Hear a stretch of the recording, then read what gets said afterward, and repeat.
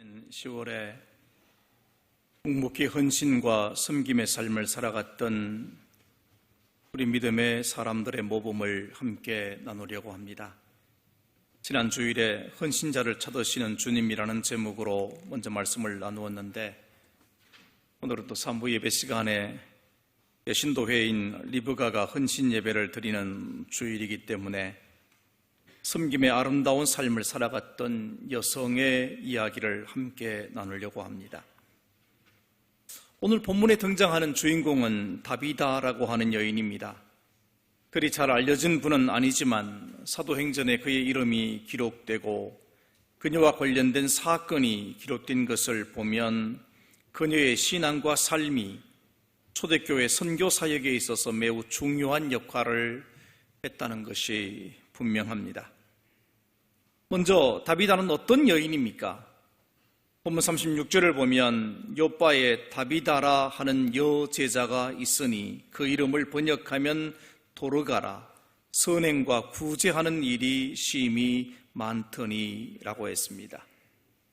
다비다라고 하는 이 이름은 히브리식 이름이고요, 도르가라고 하는 이 표현은 헬라식 표현입니다. 특별히 이 도르가라고 하는 헬라식의 이 표현의 이 단어의 뜻은 영양이라는 뜻입니다. 영양이라는 것은 여러분 양 가운데서 가젤 양을 아시죠? 노루처럼 생겼지만 몸이 우아하고 섬세하고 눈이 아름다운 가젤입니다. 그래서 여성의 이름에 많이 붙이는 이름이기도 합니다.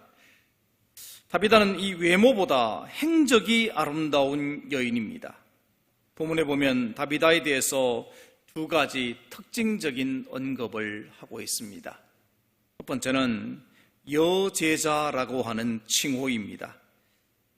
우리 믿는 사람을 가리키는 칭호가 많습니다. 교인, 성도, 신자, 그리스도인, 이런 말들이 대표적인 표현일 겁니다.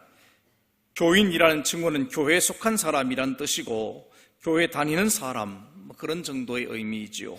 신자라고 하는 것은 믿는 사람이란 뜻이고, 성도라고 하는 칭호는 주의 이름을 부르는 자 혹은 거룩한 추종자라고 하는 뜻입니다. 주로 하나님의 나라의 백성을 가리킬 때 쓰는 말입니다. 그리스도인이란 그리스도에게 속한 사람이라는 뜻을 가지고 있습니다. 그리고 보통의 경우에는 잘 사용하지 않는 제자라고 하는 칭호가 있습니다. 이 제자라고 하는 칭호는 스승을 따르는 사람이라는 뜻이지요. 예수님의 사상과 삶을 가장 충실하게 따르는 사람이 바로 제자입니다. 그런데 이 다비다는 오늘 본문을 보니까 여제자라고 하는 칭호를 받았습니다. 여러분, 당시의 유대 사회는 남성 중심의 사회입니다. 그래서 당신의 분위기로 보면 일반적으로 교회에서 지도자나 가르치는 역할은 대체적으로 남성이 감당을 했습니다. 당시 문화를 보여주는 성경 구절이 있습니다. 디모데전서 2장 11절과 12절을 보면 여자는 일체 순종함으로 조용히 배우라. 여자가 가르치는 것과 남자를 주관하는 것을 허락하지 아니하노니 오직 조용할지니라. 오늘날 이런 말씀을 했다가는 양성평등에 굉장히 문제가 될 수 있는 그런 표현들이죠. 근데 당시에는 이런 표현들이 통용이 될 만큼 남성 중심의 사회였다라고 하는 것입니다. 이 같은 유대적인 관습으로 인해서 주님의 제자이자 사도들은 모두 남성으로 되어 있습니다. 물론 여성으로서 주님을 따르는 사람이 없었던 것은 아닙니다. 주님의 공생애 동안에 주님과 12제자를 섬겼던 그것은 여인들이었고, 주님의 십자가 사건에 있어서 마지막까지 십자가 곁을 지켰던 사람들도 여인입니다. 주님의 무덤에 가장 먼저 달려간 것도 여성이었고, 주님의 부활을 가장 먼저 증거한 사람도 여성이었습니다. 교회 역사에 있어서 교회를 지키고 섬겨왔던 절대 다수의 구성원도 여성입니다. 그럼에도 불구하고 이 초대교회 안에서는 여제자라는 호칭을 받기는 쉽지 않았습니다. 그래서 초대교회 7 집사님들 역시 다 남성으로 되어 있죠. 그렇게 본다면 여제사라고 불리운 다비다가 성경에 기록된 아마 최초의 여집사님이 아닐까, 이런 생각을 해보기도 합니다. 두 번째로 다비다의 선행과 구제가 기록됩니다. 36절을 보시면 선행과 구제하는 일이 심히 많더니 라고 했습니다.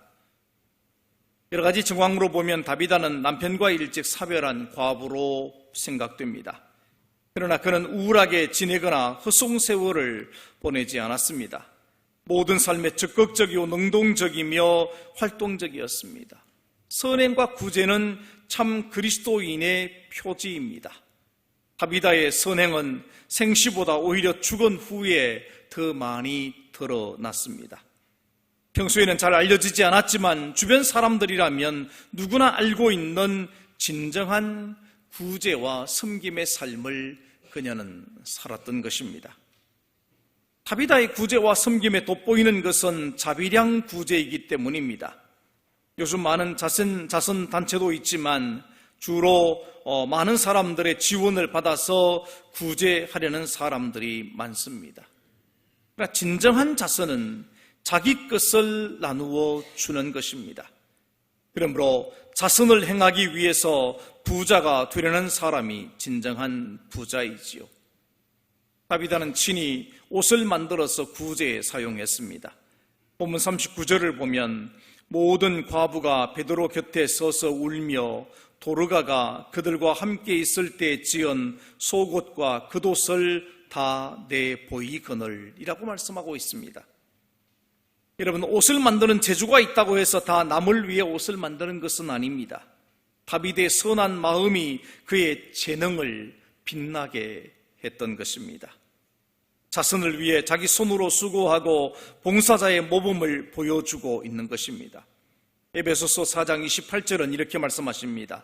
도둑질하는 자는 다시 도둑질하지 말고 돌이켜 가난한 자에게 구제할 수 있도록 자기 손으로 수고하여 선한 일을 하라. 우리가 애쓰고 수고하고 힘써서 그리고 그것을 가지고 다른 일을 구제하는 것은 굉장히 중요한 의미가 있다, 이렇게 말씀을 하고 있는 것입니다.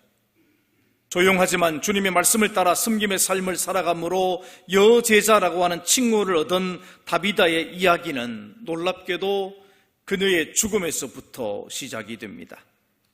본문 37절을 보시면 그때 병들어 죽음의 시체를 씻어 다락에 누이니라 하고 했습니다. 다비다가 어떤 병으로 죽었는지 대해서는 설명이 없습니다. 다만 여러 가지 정황으로 볼 때 그녀의 죽음은 예상치 못한 갑작스러운 그런 죽음으로 보입니다.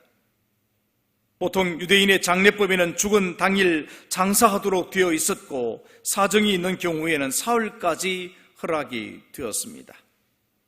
그런데 지금 죽은 다비다의 시신을 묵지도 않았고 그냥 다락에 놔둔 것을 보면 그의 죽음에 대한 안타까운 마음이 반영되고 있습니다. 한 사람의 죽음을 많은 사람들이 안타깝게 여긴다면 그만큼 그의 삶이 아름다웠다는 것을 의미합니다. 다비다는 살아있는 동안에도 아름다운 삶을 살았고 그리고 그녀의 죽음은 또 이제 더욱더 많은 사람들을 안타깝게 만들었습니다. 여러분, 오늘 우리가 이 땅을 살아가는 동안에 주님께서 언제 우리를 부르시더라도 아름다운 죽음이 되는 삶을 살아갈 수 있으면 좋겠습니다. 두 번째로 다비다 주변의 사람들의 모습입니다. 오늘 본문에서 중요하게 다루어지는 것은 다비다와 함께 했던 주변 사람들의 모습입니다. 이들은 다비다의 죽음을 함께 슬퍼했습니다. 그녀의 주변에는 어떤 사람들이 있었습니까? 무엇보다 다비다와 믿음의 삶을 함께 나온 성도들, 교회 공동체의 사람들이 그와 함께 했습니다. 그리고 다비다에게 더 가까이 있었던 사람들은 다비다의 도움을 받았던 과부들과 동료들입니다. 이 과부들 중에는 신자도 있었겠지만 불신자들도 있었을 것입니다. 본문 39절을 보면 베드로 곁에 서서 울며 도르가가 저희와 함께 있을 때 만들어 주었던 속옷과 겉옷을 내어 보인 사람들이 바로 그들입니다. 이들은 다비다를 도르가라고 부르고 있습니다. 그러니까 헬라식의 이름을 부르고 있다 하는 말은, 다시 말하면 이들 역시도 헬라와 관련된 사람이라는 것을 보게 됩니다. 예를 들면 디아스포라에서 돌아왔던 그런 유대인이거나 아니면 이방인인 헬라의 과부들이 아닌가, 그런 생각을 하게 됩니다. 다비다 주변의 사람들은 두 가지 조치를 취합니다. 첫째는 다비다의 시신을 씻어 다락에 뉘입니다. 유대인의 관습에 따르면 죽은 시신은 곧 약품으로 처리해서 묶어두도록 되어 있습니다. 왜냐하면 이 고온의 그런 날씨이기 때문에 시체가 속히 부패할 수 있어서 약품을 바르고, 그리고 장례에 입는 옷을 입히는 것이 일반적인 장례법입니다. 그런데 다비다의 경우에는 시신을 처리하지 아니하고 시신을 씻은 후에 평상복 차림으로 다락에 안치하고 있습니다. 이 같은 행동은 다비다의 죽음이 갑작스러운 것이었고 유대적인 전통보다는 교회 공동체의 새로운 절차를 기대하고 있는 모습이라고 짐작해 볼 수 있습니다. 둘째는 사도 베드로를 청했습니다.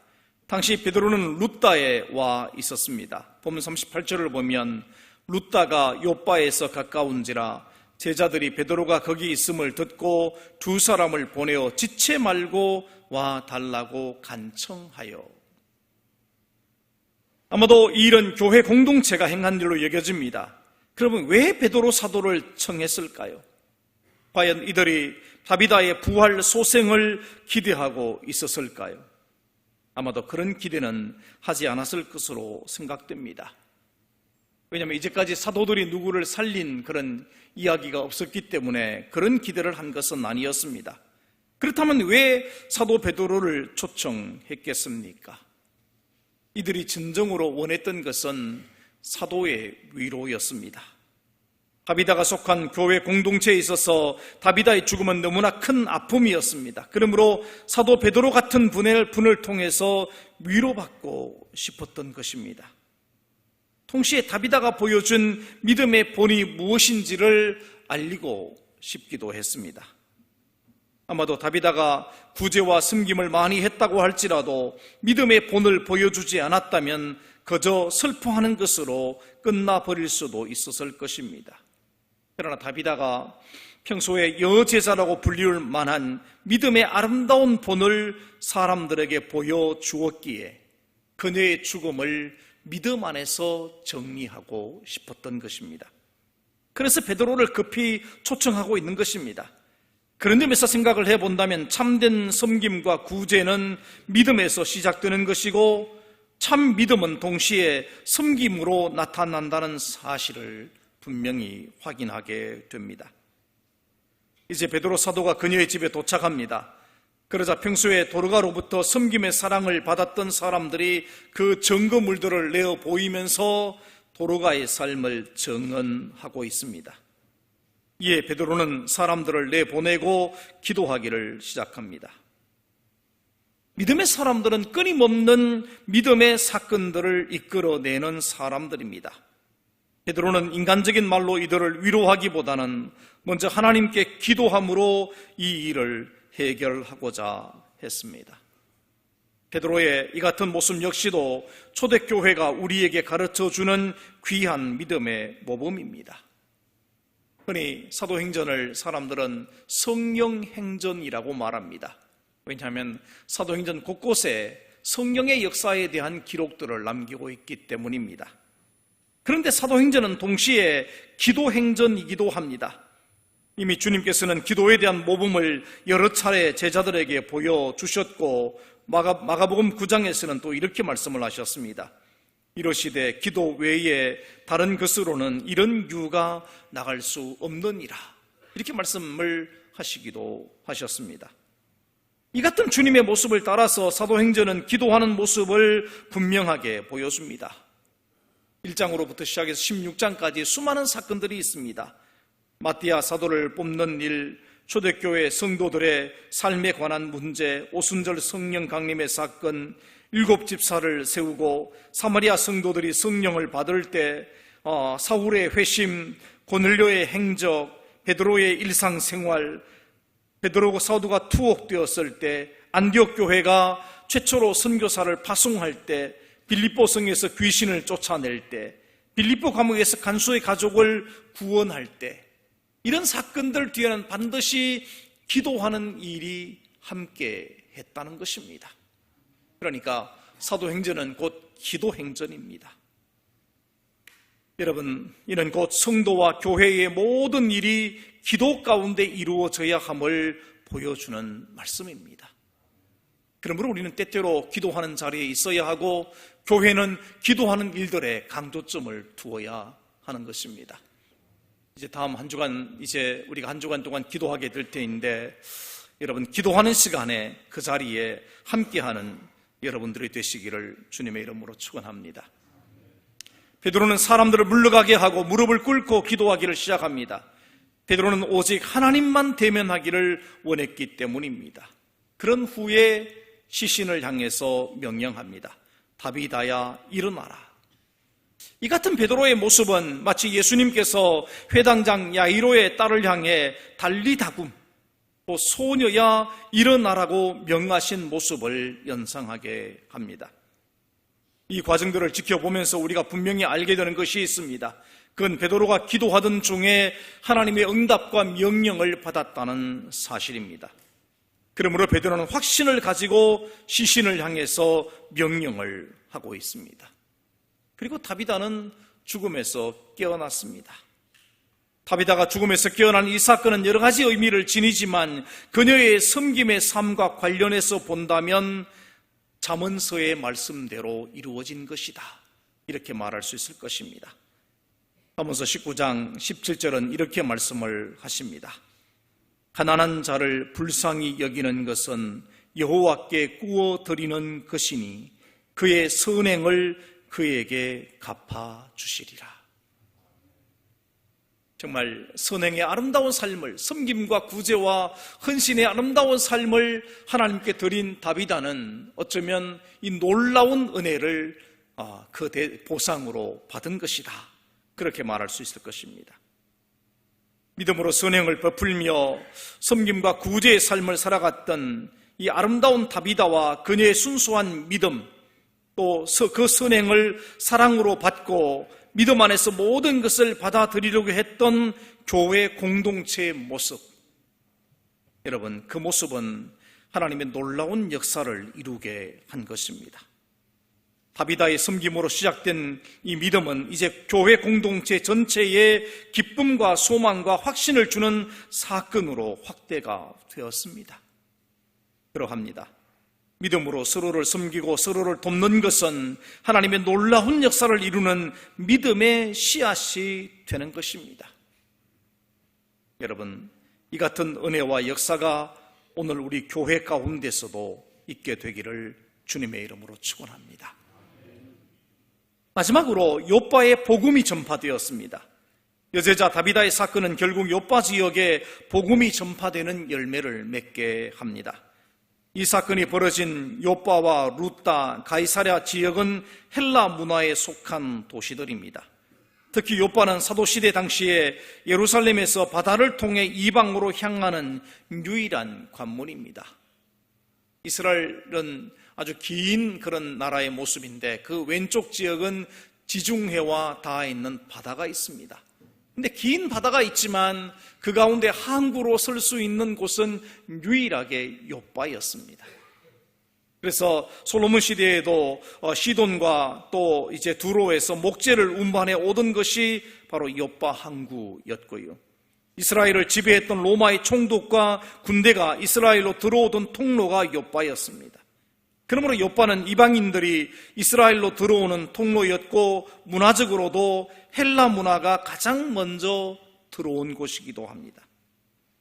그래서 요빠에 거주하던 사람들은 전통적으로 본다면 반유대인이요, 종교적으로는 이교도들입니다. 땅은 유대 땅이었지만 예루살렘과는 분위기가 사뭇 달랐습니다. 다만 소수의 사람들만이 주님을 믿고 있는 곳이기도 했습니다. 사도행전 초반에 예루살렘의 복음이 전해졌습니다. 그리고 사마리아의 복음이 전해졌습니다. 그리고 땅끝까지 이른다고 했는데 오늘 지금 이제 이 욥바를 통해서 이방으로 복음이 전해지는 출발점이 되고 있는 것입니다. 본문 42절과 43절을 보십시오. 온 욥바 사람이 알고 많은 사람이 주를 믿더라. 베드로가 욥바에 여러 날 있어 시몬이라 하는 무두장이의 집에서 머무니라. 여러분, 또 한 가지 여기 중요한 점이 있습니다. 베드로가 지금 누구 집에 머물렀냐면 무두장이의 집에 머물렀다라고 하는 것입니다. 그럼 무두장이 혹은 피장이라고 말하지요. 그러니까 가죽 제품을 만드는 사람을 가리키는 말입니다. 가죽일은 죽은 시체를 만지는 일이기 때문에 유대인들에게는 부정한 직업에 속했습니다. 유대인의 미슈나에 보면 가죽 일을 하는 남편과는 이혼해도 좋다, 이런 표현이 나올 정도로 천한 그런 직업으로 알려져 있습니다. 그러니까 정상적인 유대교를 섬기는 유대인들은 이 무두장이와는 함께 거하지 않는 것이 일반적인 통념이었습니다. 그렇게 부정한 직업을 가진 시몬의 집에 또 한 명의 시몬 베드로가 지금 묵고 있는 것이지요. 베드로는 전통적인 유대인입니다. 그가 비록 예수를 믿고 그리스도인이 되었다고 하더라도 그는 할례를 받고 부정한 음식을 먹지 않는 유대인 사회에 속한 사람입니다. 그런 베드로가 이제는 유대인들이 부정하게 여기는 음식을 먹고 부정하게 여기는 사람과 몸을 맞대고 생활을 하고 있다는 것입니다. 이제 베드로 자신도 그리스도 안에서 이방인의 장벽을 넘어서고 있다는 뜻입니다. 또한 복음이 이방인을 향하고 있다는 뜻이기도 합니다. 다비다의 사건은 단순히 그녀가 죽었다가 살아난 사건으로 끝나지 않았습니다. 욥바의 복음 전도의 역사가 나타나게 했던 것입니다. 그리고 베드로가 이 욥바에 머무는 동안에 또 하나의 중요한 사건이 일어나게 되지요. 본장 다음 장에 나오는 8장을 보면 고넬료가 이 욥바에 있는 이 베드로를 청하게 되고 베드로가 그곳에 가서 복음을 전하게 되는데 그건 역시도 베드로가 욥바에 머무는 동안에 일어난 놀라운 사건입니다. 사랑하는 성도 여러분, 오늘 우리는 다비다 혹은 도르가라고 하는 여제자의 섬김과 구제와 헌신이 가져온 놀라운 결과를 함께 묵상했습니다. 그녀는 무슨 대단한 사회사업가로 일을 한 것은 결코 아닙니다. 그저 자신에게 주어진 달란트를 따라서 가난한 과부들을 섬기고 돌보는 사람이었습니다. 그렇지만 그 섬김이, 그 구제와 헌신이 하나님 앞에서는 위대한 사건이 되었습니다. 그녀의 섬김이 주변에 있던 과부들의 마음을 열었습니다. 그녀의 섬김이 하나님의 은혜의 문을 열었습니다. 그녀의 섬김과 헌신은 욥바의 복음이 전해지고 이방의 세계에 복음을 전할 수 있는 전도의 문을 열게 했습니다. 그러므로 그녀는 이방인들을 구원하는 구원의 통로가 되었던 것입니다. 사랑하는 성도 여러분, 우리의 일상의 삶은 매우 중요합니다. 특히 섬김과 구제와 헌신의 삶은 너무나도 소중합니다. 무엇보다 하나님이 우리의 삶을 받으시고 축복의 통로와 구원의 통로가 되게 하십니다. 오늘 이 도르가의 이 아름다운 모습을 바라보는 우리 모두는 그의 삶을 본받아야 할 것입니다. 여러분의 아름다운 섬김을 통해서 하나님의 놀라운 역사가 이 땅 위에, 교회 위에 나타나게 되기를 주님의 이름으로 축원합니다. 기도하겠습니다.